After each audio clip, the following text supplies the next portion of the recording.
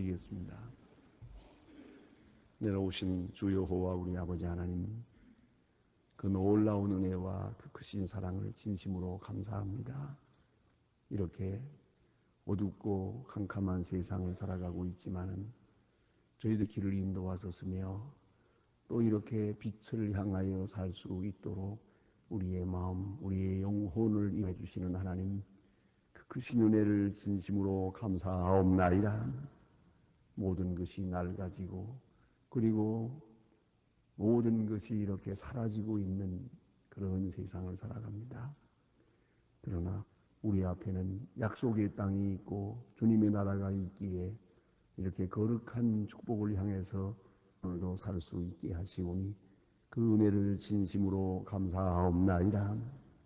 아버지 하나님, 병든 자도 많고 고난에 시달리는 자도 많고 많은 근심에서 헤어나지 못한 그런 불쌍한 심령들이 있건만 오늘 우리를 이렇게 사랑해 주셔서 건강한 몸으로 주님 앞에 나와 주님의 뜻을 이루소서 이렇게 찬송을 부르며 하루를 시작하게 하시는 이 은혜를 진심으로 감사하옵나이다. 정말로 주님의 뜻이 조용하게 이루어지는 이 하루가 되게 하여 주시옵소서. 우리 마음에 이루어지고 우리의 생활에 이루어지고 그리고 우리의 정에 그리고 직장에 하나님의 나라가 이 땅에 이루어지기를 간절히 기도하옵나이다. 자비하신 주여, 우리의 생각을 바꾸어 주시옵소서. 잃어버려야 할 것이라면 빨리 잊어버리게 하시고 또 얻어야 할 것이고 해야 할 일이라면 용기 있게 밀고 나갈 수 있는 그런 힘을 허락해 주시기를 기도하옵나이다. 아버지 하나님, 우리는 해야 할 일을 하지 못하고 있는 일이 너무 많습니다. 주님, 생각해야 될 일을 또 생각하게 하시고 말해야 할 일을 말할 수 있는 저희들 되게 하옵소서.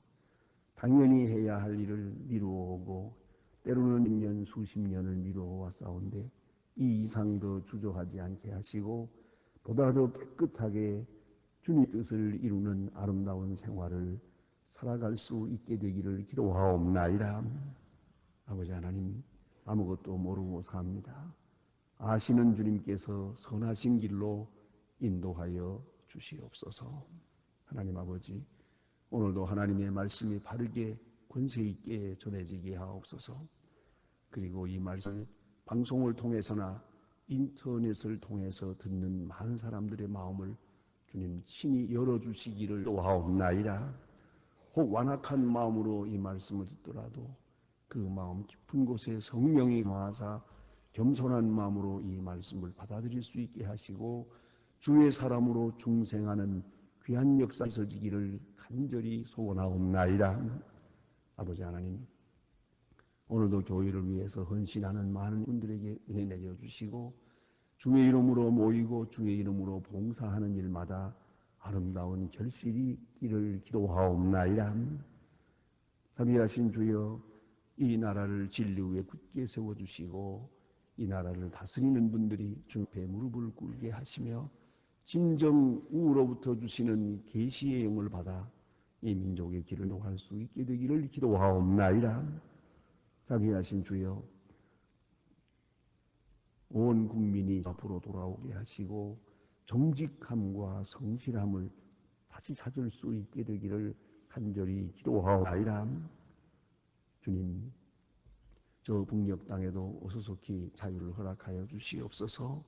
주님의 크신 능력을 함께 할 중에 어수속히 그 모든 억압에서 풀리고 온 국민이 자유뿐만 아니라 다시 무너진 재단을 다시 쌓고 하나님 앞에 영광 돌리는 복된 날이 소속히 오기를 기도하옵나이다.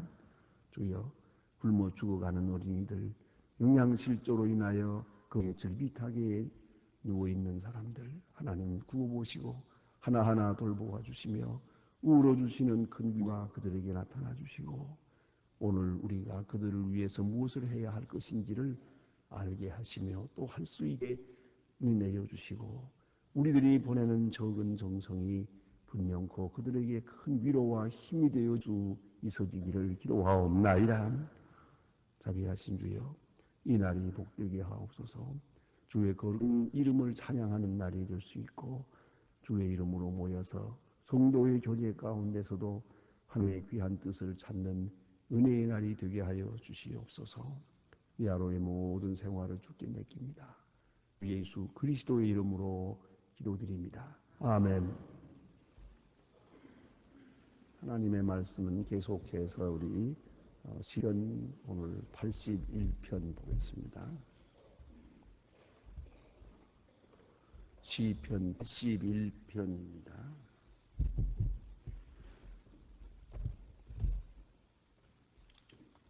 아닙니다. 82편. 오늘은 시편 82편 1절로 8절까지 끝절까지 다 보게 되겠습니다. 한 목소리로 읽겠습니다. 하나님이 하나님의 회 가운데 서시며 재판장 중에서 판단하시되 너희가 공평한 판단을 하여 악인의 낯을 보기를 언제까지 하냐. 가난한 자의 고아를 판단하고 곤고한 자의 빈궁한 공의를 베풀며 가난한 자와 궁핍한 악인의 손에서 건질지니라 하시는도다. 저희는 무기각하니 흑암 중에서 왕래하니 땅의 모든 터가 흔들리는도다. 내가 말하기를 너희는 신들이며 다 지존자 아들이라 하였으나 너희는 부민같이 죽으며 방백의 하나같이 엎드러지리로다. 하나님이여 일어나사 세상을 판단하소 모든 열방이 주의 기업이 되겠음이니이다. 아멘. 오늘 본문은 특별히 재판장들에게 주시는 메시지입니다. 재판장들 모든 그 의와 불의, 선과 악을 판단하는 그런 재판장들에게 주시는 말씀이 오늘 본문에 있습니다. 재판장들 중에서 판단하시되 그랬습니다. 재판장들 중에서 판단하시되. 우리가 잘 알고 있습니다만은 이 세상은 공의롭게 이루어져야 됩니다. 무엇보다도 중요한 것은 하나님의 공의가 이 땅에 실현되어야 하는데 이 문제가 있습니다. 맞보루가 재판장입니다. 그런데 재판장이 부패해서 그가 공의를 바로 판단하지 못하게 된다면 이 세상엔 공의가 없어지고 마는 것이옵시다. 그런 거로 재판장처럼 그 좋은 책임을 가진 자가 없습니다. 그런데 하나 문제가 있어요. 오늘 본문에도 보면 잘 거기 반영되고 있습니다만은 방백이 하나같이 하는 말을 하는데 재판장들은 그 왕이나 혹은 방백은 정치가를 말하는데 이런 정치가나 이런 방백들처럼 그렇게 직접적으로 망하는 일이 없단 말이에요. 그건 뒤에 서 있으니까 재판만 하고 그 다음에 자기는 무책임한 것처럼 돌아가거든요. 그러나 여러분 아시로 왕이나 방백은 망할 때는 다 죽고 흥할 때는 영광을 누리지만 아주 그런 기복심한 그런 생을 살아가지만 재판장은 조용히 재판만 한 것 같잖아요. 그리고 나라가 망한다가도 그렇게 당장 피해를 입는 사람들이 아니거든요. 그러나 오늘 본문에 너희는 방백과 함께 망할 것이다 하는 그런 심판의 말씀이 있습니다. 이건 불의한 재판장을 의미하는 것입니다. 그러면 옳으냐 그러냐 하는 문제가 이제 재판을 통해서 판단이 되어야 되는데 재판장 자신이 부패하면 어떻게 되겠습니까? 그건 아주 끝이에요. 더 바라볼 게 없어요. 그걸 알아야 합니다. 그 남을 판단한다는 건 그만큼 책임이 아주 큰 것이옵시다. 그런데 오늘도 본문의 바와 같이 악인의 낯 보기를 언제까지 하려느냐. 낯을 보면 안 되죠. 판장은 어디까지나 하나님의 의를 따라서 하는 것이고 또 공의를 따라 하는 것이고 양심을 따라 하시고 진리를 따라 하는 것이요. 사람의 낯을 보아서는 안 된다는 겁니다. 이 세상에서 제일 온 문제가 바로 이 평등 문제가 아닙니까? 근데 평등 문제보다 더 중요한 게 공의거든요. 공의가 있고야 평등이 이루어지는데 문제는 이 평등하지 못한 속에서 평등을 찾아야 한다는 것이 재판장의 책임입니다. 무슨 말인가 하니 한 사람은 지식이 있고 한 사람은 지식이 없어요. 언제나 지식이 있는 사람이 지식이 있는 사람, 지식이 있는 사람이 지식이 없는 사람을 지배하게 돼 있죠. 그래서 잠언에 보면 재미있는 말씀이 있잖아요. 무식한 종은 그 지혜로운 미안합니다. 무식한 이의 아들은 지혜로운 종의 지배를 받는다 하는 말이 있어요. 사실 그래요. 아무리 주인의 아들이라고 하지만 멍청하면 소용없어요. 지혜가 있어야 되는데 종이라도 지혜가 있으면 주인의 아들을 다스리는 거예요. 그건 우리가 얼마든지 보아니까. 그러니까 지식이 있고 없고 지혜가 있고 없고 그 불평등하죠. 그렇게 되면 거기서 공의가 무너지는 거예요. 머리가 잘 돌아가는 사람이 또 멍청한 사람을 가지고 놀지. 이렇게 손해를 입히고 저렇게 손해를 입힌다. 그러니까 여기에 이걸 누가 판단하겠어요? 여기에 공의를 판단, 이게 재판장이거든요. 또 가진 자와 못 가진 자, 잘 아시는 대로 못 가진 자는 가진 자의 죄를 받게 되어 있어요. 루즈벨트 대통령의 유명한 말이 있습니다. 가난한 자는 자유인이 아니다. 그래서요. 어느 정도 제밥은 먹어야 공의를 말할 수가 있지. 예? 배고플 정도까지 되면은 그런 고통, 이 절대 필요, 예? 이런 아주 원초적인 문제 걸리게 되면 부득불 한 개의 빵을 위해서 진리를 굽힐 수밖에 없고 인권을 내줄 수밖에 없는 것이에요. 이 배고프다는 게 얼마나 절박한 일인데요. 그러면 도리 없이 있는 자에게 가서 빌어붙을 수밖에 없고 뭐 공이고 진리고 뭐 할 것도 없어요. 우선 먹어야 되니까 말이에요. 그래서 또 공의가 무너진단 말이에요. 그러니까 가진 자와 못 가진 자 사이에 그만 공의가 무너져요. 그러면 누가 판단하겠습니까? 이것을 재판관이 해줘야 되고 잃어버리는 찾아줘야 되고 억울함을 당하는 사람을 건져줘야 될 책임이 재판장에게 있단 말입니다. 또 권리 있는 자와 없는 자 있지 않습니까? 이 땅 마주섰을 때 권력 있는 자가 힘이 있고 없는 자는 부득불 옳고 굵고 할 것도 없어요. 그저 끌려갈 수밖에 없지요. 그러면 이것도 재판장이 판단해야 된단 말입니다. 그럼 이 세상에는 부득불 다 같이 경제적으로 똑같고 지식적으로 똑같고 그런 건 아니에요. 분명히 가진 자와 못 가진 자, 머리 좋은 사람, 나쁜 사람, 아는 자, 모르는 자가 있거든요. 이런 불공평한 현실 속에서 공의를 찾아서 자주 실현해야 되는 것이 재판장의 책임이요. 그러니까 비록 경제적으로는 가진 자 못 가진 자지만은 인권에 있어서는 꼭 같게 하나는 지식이 있고 없고 하지만은 그걸 꼭 같게 대우해 줘야 된다는 거죠. 그렇게 그것을 찾아 나가는 것이 바로 그 재판장의 책임입니다. 그러면 이 세상의 공의가 그대로 실현되고 있다면 또 평등함과 그 인권이 이루어지고 있다고 한다면 재판장은 필요 없습니다. 그러나 간혹은 이렇게 불공평한 일들이 있거든요. 그래서 빼앗기고 빼앗는 일이 있고 말이에요. 억울함을 당하는 사람들이 있거든요. 그러니까 쉽게 말해서 억울함을 당하는 일이 세상에는 없어야 되는 거죠. 물질 빼앗기는 일도 없어야 되고 인권을 유린당하는 일도 없어야 되고 비록 돈이 없다고 해서 무시당하는 일은 없어요. 그렇기 때문에 공의가 이루어져야 한다. 이것을 재판장이 판단을 하는데 이 재판장의 마음에 불의가 있으면 이 세상은 아주 어두워지고 마는 것이죠. 그런데 왜 그런 불의해지느냐 하는 거예요.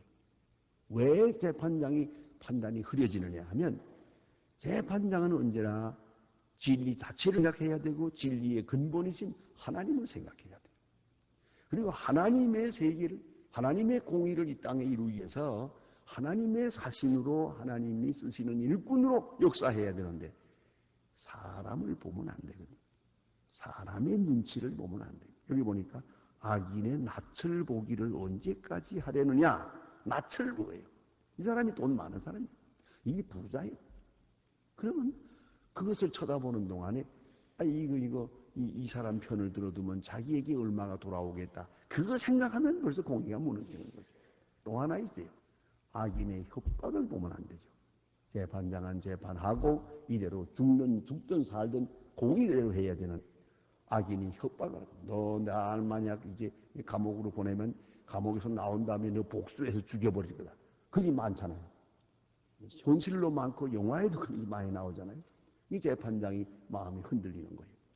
저 이제 내가 정지했다가 하게 되면 한 1년 후에 나와가지고 날 복수하면 어떡하나. 이 재판장 건강한 용기가 필요한 거예요. 예? 공의대로 판단하고 나서 죽든 살든 그건 문제가 아니에요. 그렇게 돼야 재판을 할 수가 있는 거지. 내게 돌아오는 불이익을 생각하고 내게 돌아오는 이익을 생각하고 이렇게 되면은 재판을 바로 할 수가 없죠. 그렇지 않습니까? 더구나 외국에 보면 마족들이 많아서 마피아족 그런 건 문제가 많지 않습니까?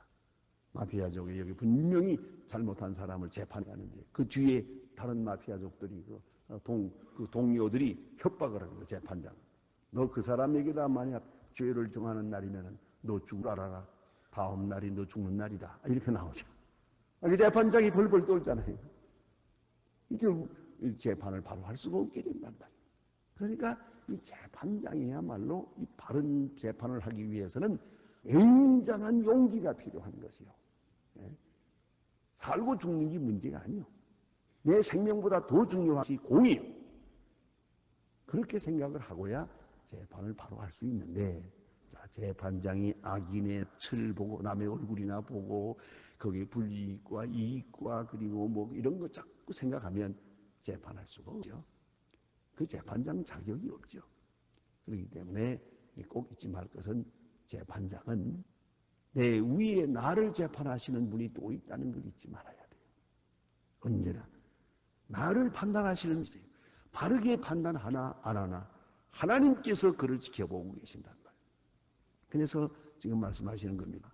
악인의 낯을 보기를 언제까지 하려느냐? 재판 똑똑히 해라 그겁니다.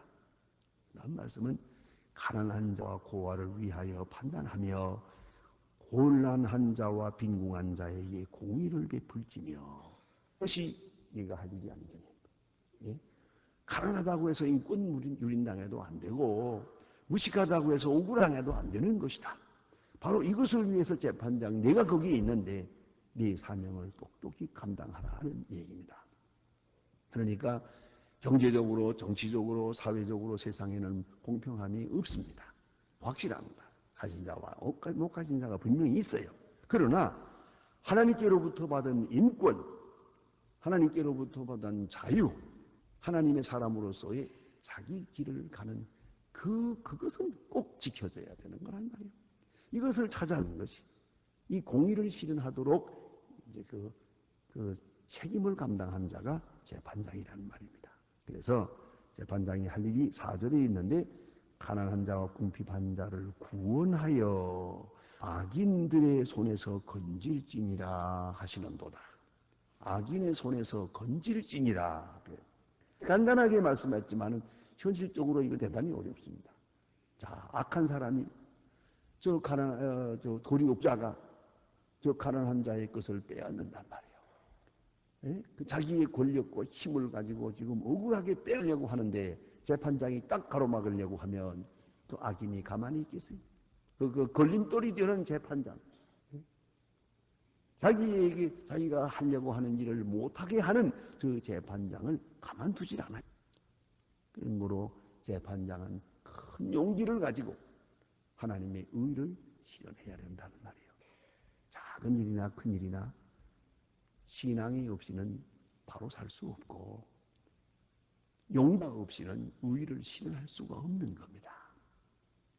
더구나 자기에게 돌아오는 이익이나 불이익을 생각한다면 양심은 굽힐 수밖에 없어요. 그건 크나 작으나 똑같은 겁니다. 여기 가난한 자와 궁핍한 자를 구원하여 악인의 손에서 건질지니라. 그건 네 책임이다. 이 재판장의 책임이요. 재판장이 바로 이것을 위해 존재하는 거란 말입니다. 여러분, 재판장 아니라 하더라도 우리 또한 그것을 잊지 말아야 합니다. 재판장의 마음을 가지고 오늘도 사는 겁니다. 모두가 다. 왜 그러냐 하면 오늘도 우리가 판단하잖아요. 있는 자, 없는 자. 그러나 있고 없고는 상관하지 말고 하나님의 형상으로서의 인간을 생각해야 돼요. 가난하다고 해서 절대로 없이 여기서 내고 또 권력이 있는 자라고 해서 그 앞에 비굴해져서는 안 된다는 말입니다.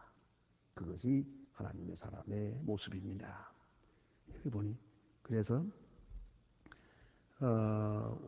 저희는 무지각하여 흑암 중에 왕래하니 땅의 모든 터가 흔들리는도다. 재판장이 흔들리게 되면 땅이 흔들리는 것이고 그리고 모두가 흑암에 헤매게 된다. 터가 흔들리는 거예요. 그래서 이 재판장만은 곧게 서야 돼요.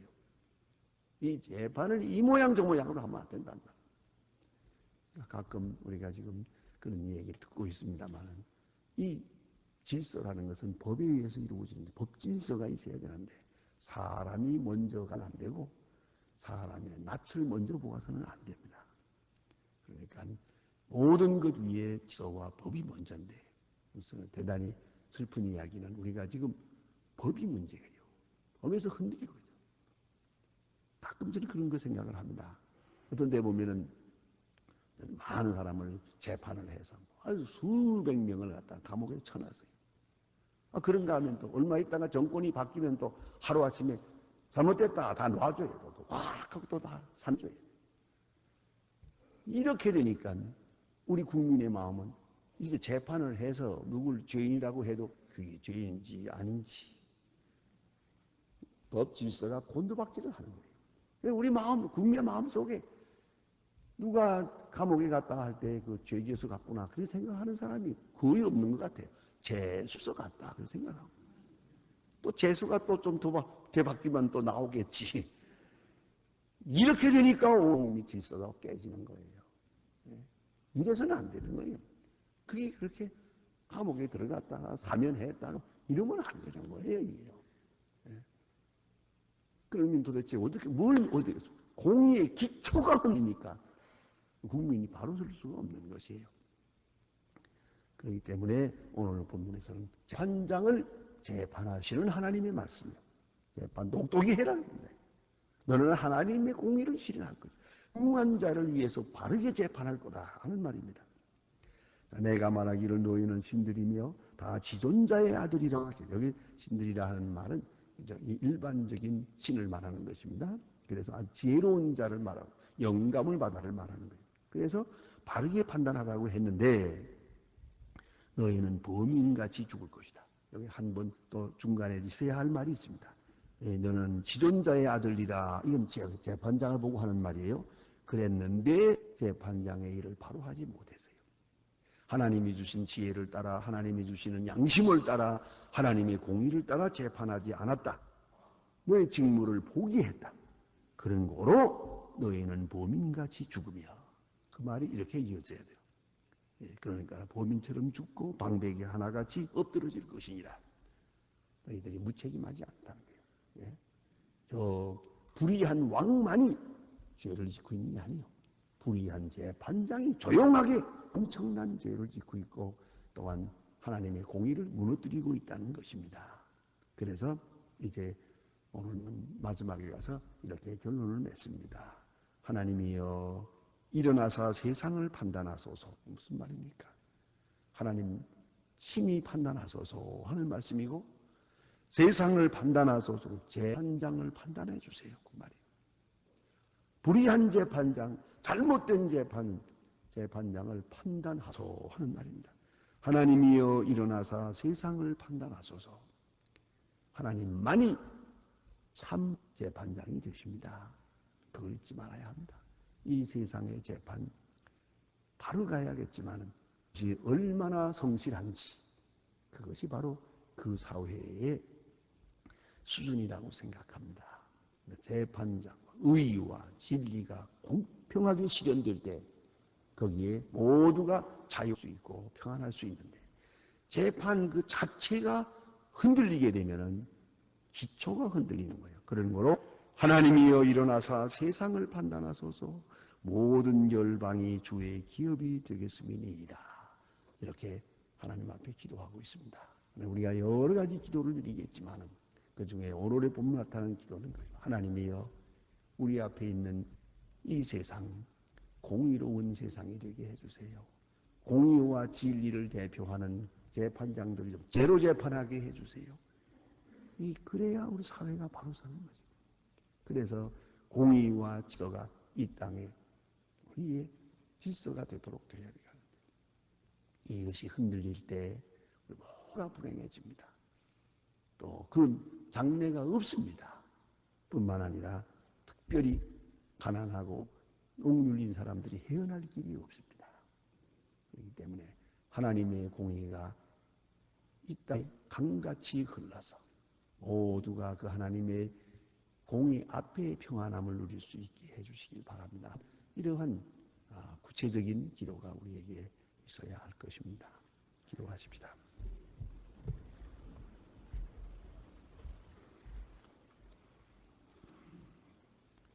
하늘에 계신 아버지시여, 이름이 거룩히 여김을 받으시오며 나라의 마옵소서.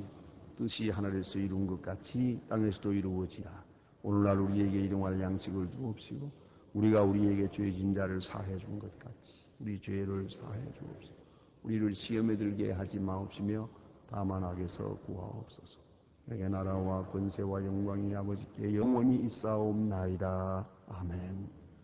자유로이 기도하시다가 돌아가시겠습니다.